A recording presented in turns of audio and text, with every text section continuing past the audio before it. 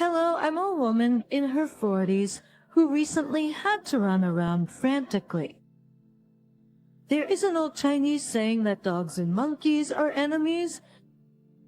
It's a metaphor to describe a relationship that does not get along well. That's how I can describe the relationship between my brother-in-law and me in the Chinese zodiac. I'm a monkey while my brother-in-law is a dog who is 14 years younger than I am. Whenever we met, we couldn't stand each other and fought. Actually, my brother-in-law and I were not like this from the beginning. Rather, it was the opposite. People would mistake us for a loving mother and her son because we were so close. And there is a heartbreaking story behind it all. My mother-in-law passed away when he was just starting in elementary school. When I got married, my husband's younger brother was in middle school, and he walked around slumped like a weepy dog that lost its mother. Perhaps because he was starved of his mother's love, he was incredibly affectionate toward me. I felt pity for my young brother-in-law for being like that, and I volunteered to become his mother. I attended all his school events, such as parent consultation, school admission, or graduation, and also accompanied him when he went to take his SAT exams like ordinary mothers. As I look back, I believe I thought of my young brother-in-law as my own son already from the day when I met him first. Actually, I'm not sure, but I believe my brother-in-law almost thought of me as his mother too. That was the reason for our relationship to go sour. It was because of his girlfriend. The incident happened not long after my brother-in-law returned home after completing his military service.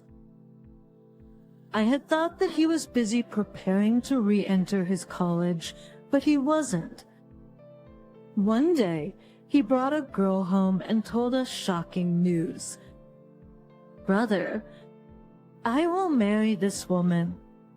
I can't help it, even if the two of you are against it. From today onwards, we will be living together in my room." We were flabbergasted. I had raised my brother-in-law so dearly as if he was my own son. Yet he comes home right after he is discharged from the military and brings a girl to live with him in our own house.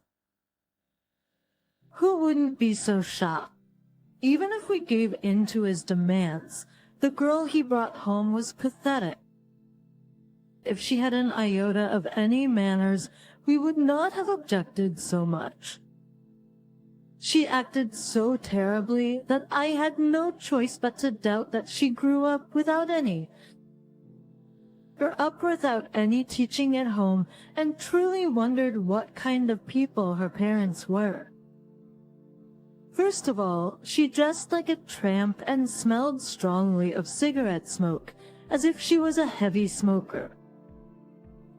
Most of all, she didn't even say hi when she saw us, except to just stare straight at us. It was even worse when we were eating. But before the elders started eating, she just picked up her chopsticks first, and moved all the side dishes to her side and started to eat out of them, rather than taking small portions to leave the rest for the others. In addition, she brought up one knee on the table chair while she looked at her phone, typing on social media, thrashing about the dishes with the same chopsticks that were in her mouth. Just looking at her killed my appetite. She was so disgusting, and I told her to do the dishes after the meal, and would you believe what she said to me? She said that she has to smoke when she's finished eating, and then went to my husband to ask for a cigarette. Even thinking about it again makes my blood pressure rise. So let's say that I should be understanding even with all these, excusing her that she comes from a different background, and if she had been raised in a normal family, she would not be acting like that. I tried to be understanding and patient. However, I couldn't forgive her because she treated my brother-in-law as her open wallet, as a wallet only worthy when she wants to use it, and nothing more. I deeply felt so sorry for my poor brother-in-law, who had to grow up without a mother, and to live so lonely for the rest of his life with such a woman was something that I couldn't let happen at all. So, I rolled up my sleeves and protested against his marrying her. I decided to become the bad witch to save my brother-in-law. I'm totally against this marriage, so you need to give it up. It's among so many women available. Why are you choosing such a bad one like her? Right now, you're blinded, but when you come to your senses, you will surely regret it. Then I turned to her. Lady, I'm sorry, but please leave. Truthfully, it's not as if you are in love with my brother-in-law, right? So it's about time to stop this and leave here. I tried my best to ask her to leave politely. However, my brother-in-law said, "How could you act like this? I asked her to come here. She's my guest. You're just my sister-in-law. How dare you order her around? I'm not a child. That I'm of age to decide about my own marriage as I wish." It was the first time that my brother-in-law had become angry with me. However, I couldn't back down that easily either. Why do you think I'm like this? It's so terrible. That's why... Marriage. Of course you should get married. However, you must choose the right mate for you. I may not judge other people's family upbringing, but even at a minimal standard, this isn't right. How could someone who came to meet the family of her future husband act like this? I'm totally dumbfounded. You need to wake up. Then his girlfriend suddenly stood up and pushed my brother-in-law aside angrily.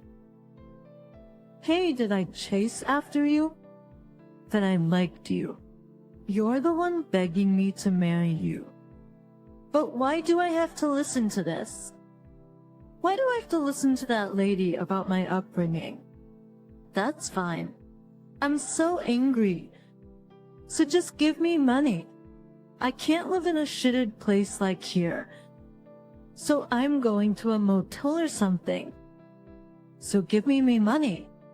I can't live in a shitted place like here. So I'm going to a motel or something. So give me the money." She turned out to be someone who couldn't be reasoned with. I couldn't stand it any longer, so I said, "Hey girl, how dare you demand money? You should pay for your own motel room. Are you some kind of a street bum who confiscates money or something? Even though you act like that, it seems you don't like to hear about your home upbringing. Do you? Before I call the police, just get out of my home right now." The girl glared at me and then brought out her luggage from the room. My brother-in-law was struggling and grabbed her wrist. Then he turned to me to scream at me. "You're nothing but a sister-in-law, so how could you act this way to me? I told you that I will live my life as I wish, so why are you meddling? I'm now an adult. I don't need my brother's or your permission to marry, so stop interfering in my life. And just mind your own business. I will live my life as I wish." At that time, I grabbed my husband's hand. I saw that he was about to slap his brother's face. Inwardly, I also felt like beating my brother-in-law up if it would put sense back into his head. But if we did, our relationship would be irreversible. So I had to endure it. At least my husband must not turn his back on his younger brother. It was enough that I remained as the villain. There is an old saying that you should not raise beasts with black hair, meaning that any people would betray you even after receiving help from you. I was heartbroken to hear my brother-in-law saying all those things to me who cared and raised him with all my heart. I wondered if I raised him with so much dedication to deserve such an ugly end like this. I felt so betrayed by the one I trusted so much that it just hurt so tremendously. As a result, I ended up packing my bag and declared to my husband, "Listen carefully.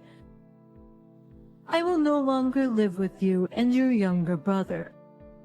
"Brother, so you decide?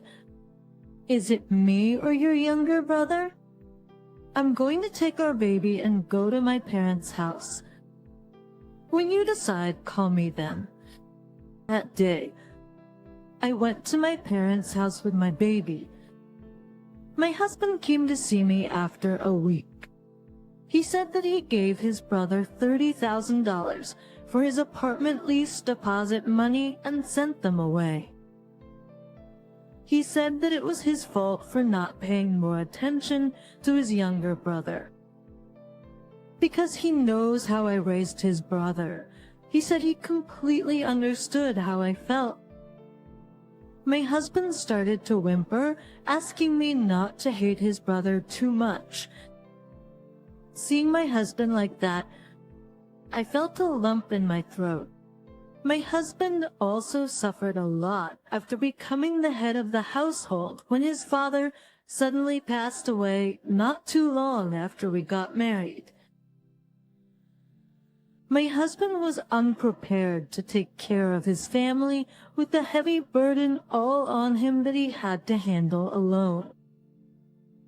Due to a quarrel between his brother and me, we reached this point.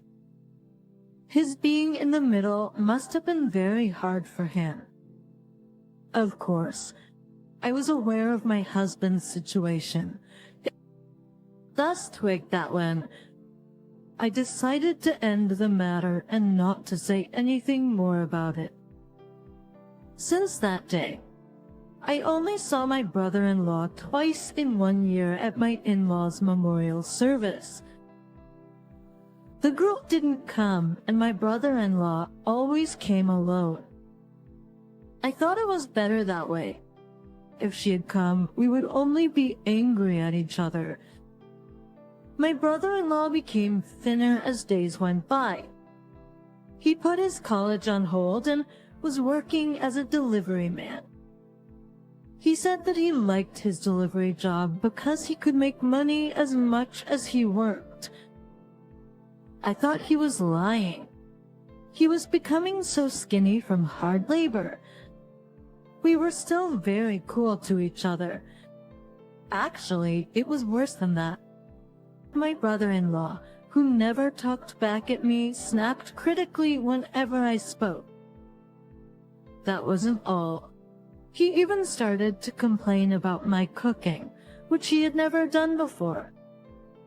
He complained it was too salty or not salty enough, and so on. It was so ridiculous. So, I tried to be sarcastic so as not to lose. Mrs. Stew left so triumphantly, but you look as if she didn't make even a bowl of soup for you. Also, when are you going to return the $30,000 loan? It's not a small sum. Since you don't seem to realize the reality, I will say this. You don't get married because you're of age, But when you can manage your married life on your own, how dare you complain when you don't know the reality? We dug into each other, wounded from saying things we didn't mean for 3 years. Then my brother-in-law stopped coming to his parents. Coming to his parents' memorial service last year, my husband called his brother, but he didn't answer even though the phone rang. I thought he was just pouting from our bickering. Then one day, my husband, who can't drink a drop of alcohol, came home completely drunk. "Honey, did something happen at work? Tell me, what's going on?" I thought something happened at his work, so I asked and he answered, "Honey, what should we do? Our Andrew has acute leukemia. That poor boy is going to die before me, his older brother." In a second, the whole world seemed to have stopped. I couldn't really think of anything back then. I hoped my husband was lying. "Are you sure? Did you check properly? Is it really leukemia? Did they say that? Can't he really live long? Did the doctor say that?" I shouted, shaking my husband's droopy shoulders. I couldn't believe it. How could that healthy person suddenly become so sick like that? That only happens on TV in a drama to kill off the main character. Why such a disease? His brother was in his 20s and healthy. My husband pushed my arms away and went into the bedroom. The next day, I immediately rushed to the hospital. I met with his brother's doctor and asked about his status. The doctor said that my brother-in-law had acute myeloid leukemia. He said that the prognosis was difficult because his condition was serious. My brother-in-law was quarantined in a clean room. I could check through the window that he was sleeping. At that moment, I was overwhelmed with regrets. I felt I was hard on him, not knowing he would end up this way. The last thorny words I spat at him came back and pierced my heart. I felt as if this was all my fault. Since that day, I left our baby with my mom and took care of my brother-in-law by practically living in the hospital. His girlfriend did not come by the hospital, not even once. I couldn't ask his brother who was lying on the hospital bed, so I asked my husband to go by his brother's house. Then, I exclaimed when I heard from my husband, "What? Did she cancel the lease? How about that girl? Where is she?" He said that as soon as his brother was hospitalized, his girlfriend canceled his apartment lease and took the deposit money. She told the landlord that she would move over the weekend, but a month had passed and she didn't show up. My prediction of her did not deviate even at the slightest. From the beginning, she was a tramp who was after his brother only for money. The obvious ending occurred. It turned out that they did not marry legally and just lived together. First, I had my husband report her to the police.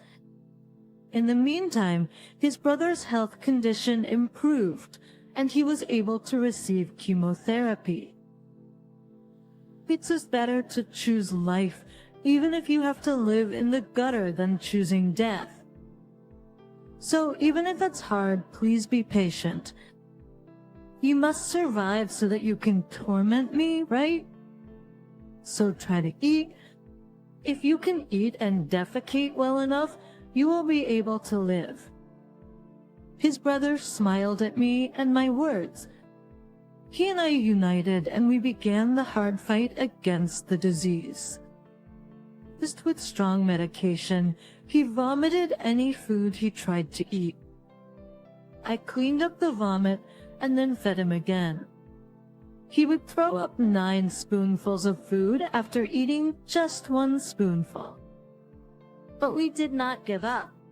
Watching him writhe in severe pain every night was pure torture for me. I wished I was the one to be sick. Touching him in pain helplessly was another pain for me. My brother-in-law endured through such a horrible time and overcame his disease and received a diagnosis of full recovery. My brother-in-law and I returned to our former close relationship after spending such a difficult time together. Everything seemed to return as in the past, but I encountered a piece of surprising news. A fuel station.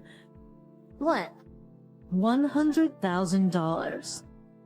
Did you give us a donation? What are you talking about? We have never received any donations. The radio station's producer told me that after hearing my brother-in-law's story about suffering from leukemia, people sent in donations for his treatment to the radio station. It was $100,000. The station wired the money to my brother-in-law's checking account and requested me to confirm it. The money was definitely deposited when we checked, but it was immediately withdrawn. We learned that the story was sent in by my brother-in-law's girlfriend. She even talked to the radio station on the phone to report her boyfriend's status, as if she was caring for him by his side at the hospital. Then she stole the donation that came into his bank account. Shortly after, the radio station wanted to find out the status after his receiving the donation and tried to reach the girl, but they couldn't get her, so they contacted the hospital. She was not even a human being to do such a heartless thing. She'd been living off the back of my brother-in-law, and when he became ill, she used this illness to intercept the donation that came in for him. Where are all the ghosts? They should catch and take her. So, on behalf of the ghosts, I decided to catch that woman personally. I think she took me for a fool, but I'm an expert in digging relentlessly on anything that I take interest in. I was able to help my friend when her husband had an affair by finding his mistress. With the help of my brother-in-law, I found all the social media that belonged to her. Just like a junkie, the girl was addicted to using the social media and could never kick her habit. And my prediction was right. I could see that she was living a high life with the deposit money and the donation she stole. I saw on the social media the photos of her at an overseas luxury resort and partying without ever working were uploaded. She seemed to go to all the hot places in Hollywood. So among those, I sorted some of her favorite places and like a detective, I was in a stakeout, waiting for her in the car with coffee and donuts. Exeter Changies. In the meantime, my brother-in-law filed a lawsuit to return the donation back to him after talking with the radio station. Of course, he also reported to the police. As if she had no idea of such proceedings, her social media was updated every day. Then, eventually, I saw her right in front of my eyes. After she sold out on her boyfriend, she wore an expensive brand of sunglasses, holding a luxury brand handbag, and walked toward me. In lightning speed, I bolted out of the car and snagged her hair. She screamed at the sudden attack. 6 women in the neighborhood started to surround us. She started to scream, treating me as if I was a crazy person. Then some people started to stop me. So, I did my acting. How dare you defraud my husband and be safe? How dare you scream for help after you're committing adultery? At that moment, those women who tried to tell me not to use violence and just solve it by talking, I became very cold and let go of their hands. That's when his girlfriend said that it was all a lie. The women turned their backs on her and did not believe her. Instead, they began cursing at her. In this world, no one would side with a woman who commits adultery. I dragged the girl into my car. Then I locked the doors. Are you a human? How could you steal the money for a person who is on the verge of dying? Were you that happy to be traveling around holding a luxury brand bag? You try to fill your life with all the luxury brand bags? Your scumbag life cannot change overnight. Even if you paint your body with gold, your cheap look will not change. Do you know why? It's because your life itself is such a low, cheap one. What are you talking about, you old bag? Let me go. Let me go before I call the police. It's not your money that I took. I sent in the story and was able to get the money. So what was wrong with that? That's why the money was like alimony for me, living with nothing but a bastard like him. So why are you chasing me? You make me so angry. She spat as if she had done nothing wrong. What alimony? That to release you from your contract at work in the countryside. He even repaid your debt of $10,000. Alimony? You should pay him back in alimony. How dare you defraud an innocent military soldier? And if you were freed from the lowlife, you should have thought to live right. He felt sorry for you and tried to free you from your misery. How could you betray him like this? Are you a human? I heard you told my brother-in-law that because your mother died giving birth to you, you were fed begging for milk. You really acted playing a role of a destitute girl, haven't you? Did your so-called mother suddenly reincarnate it? She even wrote a comment on your social media, didn't she? You killed off your alive mother. You sold out on your boyfriend who saved you. So what kind of person do you want to become? Since you cannot live with your own effort, you should thank me as I will have the government to support you. That the $30,000 that you stole are money that belongs to my husband and me. So my husband reported you for theft to the police. Also, as my brother-in-law filed for the return of the donation from the radio station that you stole, you will have to pay that back also. You won't be able to breathe the fresh air for several years, so why don't you breathe in as much as possible now? Do you understand? Only then did the girl who had been so adamant began begging for forgiveness, sobbing. However, I was not going to fall for her show. Right now, she's undergoing a trial. Since she had spent most of the money on her spending spree, the return of the donation seems impossible. Based on the $30,000 for the apartment deposit, it was partially received after we visited her parents. They said that they would pay it all back by installment, and that they would be responsible since her daughter took it.